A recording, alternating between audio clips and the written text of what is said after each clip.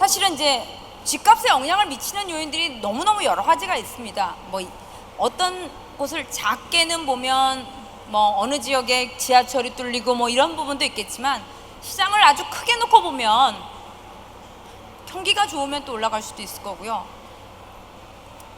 요즘에는 집값에 가장 큰 영향을 미치는 게 뭐라고 생각하세요? 네?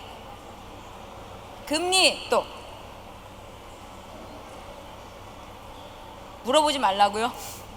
아무튼 여러 가지 요인들이 있겠지만 말씀하신 대로 금리도 있고, 유동성이다라고 하면 이 대출 같은 관련된 규제들도 영향을 줄 수밖에 없습니다.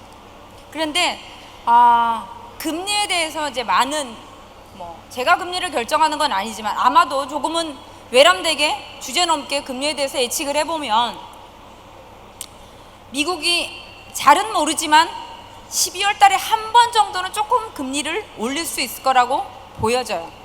자, 그러면 우리나라는 어떡하냐? 바로 따라 올리기는 쉽지 않아요. 경기 상황이 그렇게 좋지도 않고 물가가 막 급하게 떨어지는 것도 아니고, 아무튼 전체적으로 우리나라 입장에서는 금리를 급하게 조정하기는 어려울 걸로 보이고, 지금 많은 예측이 나오지만 내년에도 금리를 많이 올리기 어렵다라고 보여집니다.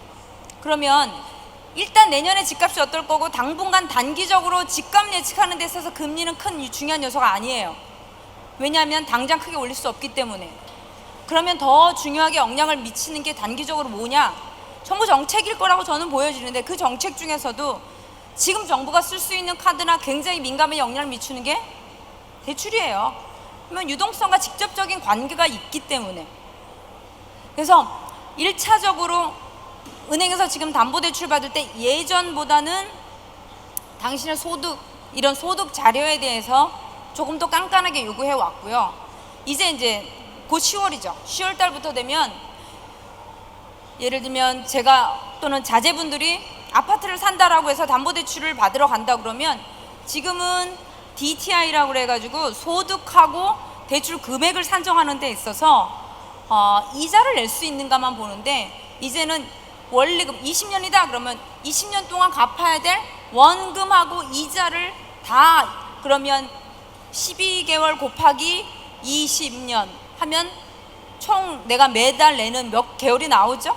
거기에다가 원금 이자를 다 내야 될 금액들을 산정했을 때, 그러면 나의 소득 대비해서 상환할 수 있는 금액을 결정해 놓기 때문에 한도가 좀 줄어들 수 있어요.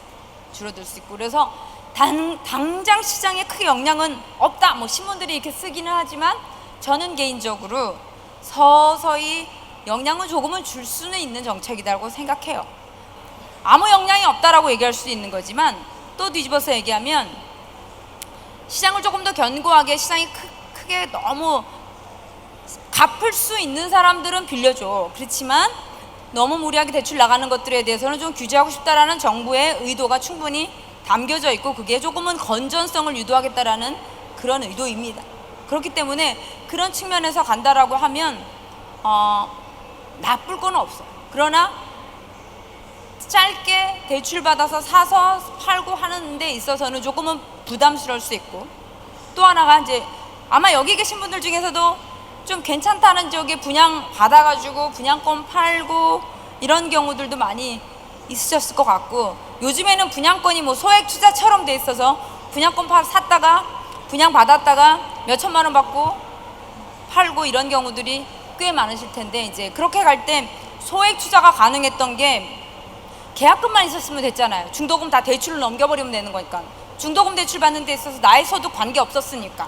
그러나 앞으로는 이제 이런 것들도 규제를 하겠다라는 거기 때문에 조금 분양하는 데 있어서도 막 들어가서 분양권 전매하기가 쉽지 않아진 건 사실이고요. 그래서 이제 그런 규제와 장치들은 조금은 이전보다 강화된 건 사실이기 때문에, 시장에는 조금은 여력이 있는 사람들 중심으로 올 수 있도록 자꾸 길목을 조금씩은 막아놓고는 있는 것 같습니다.